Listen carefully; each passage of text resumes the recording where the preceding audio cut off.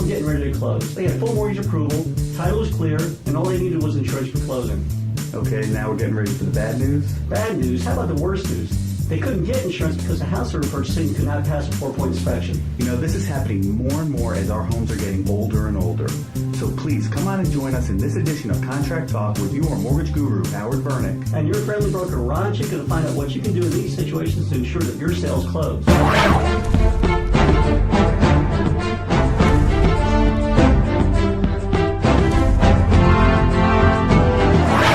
So here's the situation. We've got a buyer who's financing a home with an FHA insured loan. They like the house and didn't even get an inspection up front. Then they get their mortgage approval, title's clear, and they just need to buy an insurance they can close. Because the house was built in 1970, the insurance agent said that they would need a 4-point inspection to get insurance. They ordered the inspection, and the inspection came back saying the roof was shot, and while it was still watertight, it probably needed to be replaced very shortly. And the insurance agent saw the report and said that without the inspection saying the roof had at least 3 to 5 years left on the new roof, the house would be uninsurable. Now, my initial reaction is that if the buyer did not perform inspections within the inspection period, that they would lose their deposit. But then I thought about it, and I said, you know something, this really isn't an inspection issue, it's a financing issue.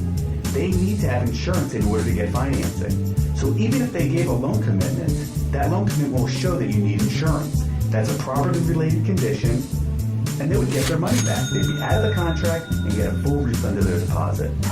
So to answer a few questions about the 4-point home inspection, I brought in our resident expert, Dana Wiley. Hey, I wasn't the inspector on that deal. No, Dana wasn't. His team actually performs 4-point inspections, wind mitigation inspections, and home inspections. But today we're talking about the 4-point home inspection. Dana, can you tell us what a 4-point home inspection consists of? Sure, Ron. But first of all, thank you for having me here today, and thanks to all the folks out there that use our inspection company. Ron, the 4-point inspection looks at 4 general areas that the insurance companies want to make sure have been updated or are in good shape. Those are the roof, the heating and cooling, the electrical, and the plumbing. That's good to know. So Dana, what are these home inspections required by the insurance companies? Well, this differs from insurance underwriter to insurance underwriter, but most companies require their homes to have a 4-point inspection when they're 25 years or older. Okay, in general, what are they looking for in these inspections? Well, generally, they just want to know that these older homes have been updated. They want to know that a 40-year-old roof or a 40-year-old home has a newer roof. They don't want a 40-year-old roof on there. Same goes for the electrical. If a home's 50 years old, they want to know that something in that home is a little newer. They want to know that an old fuse box has been replaced by a circuit breaker. Dana, is there a book that we can read or a website that we can go to find out if a home's acceptable? Actually, Ron, we are giving guidelines, but our reports are based mostly on our opinions. They're kind of like appraisals where we state an opinion, we back it up with our findings. So the 2 inspectors can go out and actually get completely different results is what you're telling me. Essentially, but basically we should come out with something very, very similar.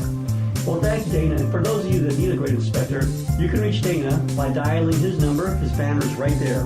Thanks, Ron. I appreciate it. And if you have any questions, give me a call at State Certified Inspections.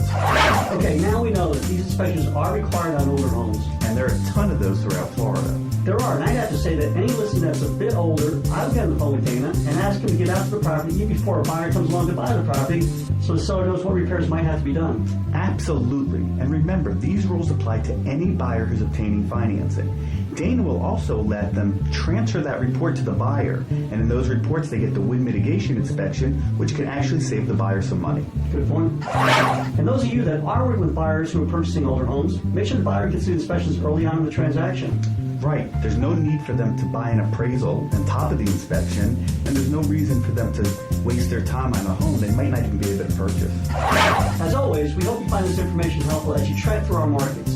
And please, remember to like us on Facebook, follow us on Twitter, and link with me on LinkedIn.